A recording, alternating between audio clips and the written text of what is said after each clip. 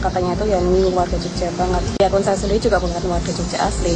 Aku nggak kenal sih sama kakak itu, tapi aku buka akun Facebook. Ya aku baca ya beritanya, kasihan sih liatnya. Memang dia salah, tapi ya yang salah yang udah lah. Ya namanya juga kita kuliah belajar di kota orang.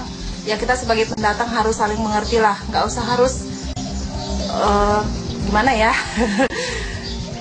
Ya pokoknya intinya kalau Kak Flonya udah minta maaf, ya sebaiknya ya warga di sini ya harus saling memaafkan lah. Saya ingin kembali ke Mas Malik. Mas Malik, tadi apakah Anda mendengar pernyataan dari 4 warga Jogja tadi, Mas Malik?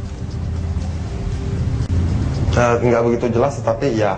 Oke, apa yang ingin Anda sampaikan terkait dengan pendapat warga Jogja? Ada yang mengatakan harus meminta maaf secara langsung, jangan melalui media sosial, jangan melalui pengacara. Ada juga yang kecewa karena dia belajar di sana, ilmu hukum pula.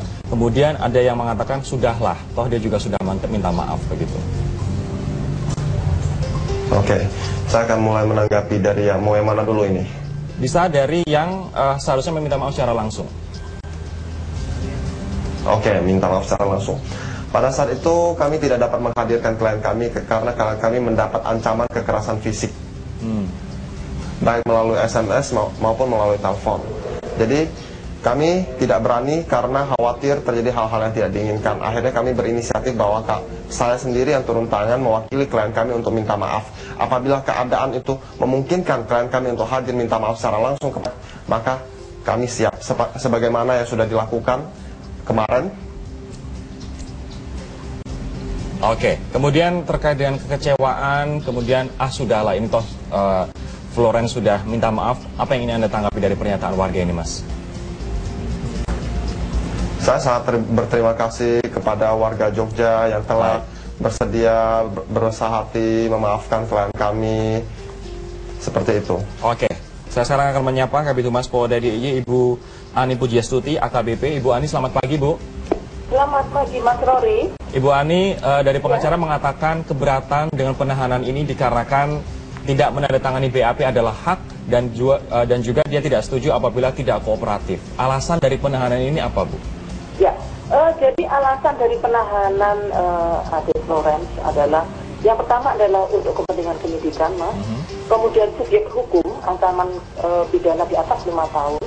Kemudian kalau kita melihat lagi alasan penahanan adalah melarikan diri atau menghilangkan barang bukti. Itu alasan kita untuk menahan yang bersangkutan, ya. Apakah ada indikasi dia akan melarikan diri dan menghilangkan barang bukti, Bu Ani? Ya, yang jelas untuk kepentingan penyidikan karena kita masih memerlukan yang bersangkutan, sehingga kita tetap melakukan penahanan ini. Tidak, mohon maaf, tidak kooperatifnya di mana, Bu Ani? Kenapa?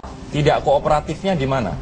Kalau kita menyampaikan alasan penahanan itu tadi ya, untuk kepentingan penyidikan, subjek hukum ancaman penjara di atas 5 tahun.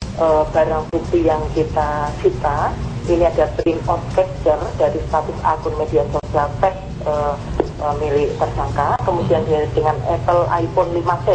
Ini barang bukti yang kita amankan atau kita cita. Dari situ kan terlihat bahwa mungkin tulisan-tulisan itu yang termuat di status akun media sosial ini yang kita kenakan di pasal 27 ayat 3 Undang-Undang ITE nomor 11 tahun 2008, pasal 28 ayat 2 itu, kemudian pasal 310 dan 311 KUHP. Baik. Tadi saya sempat berbincang dengan Ibu Judit yang merupakan pakar ITE, Bu.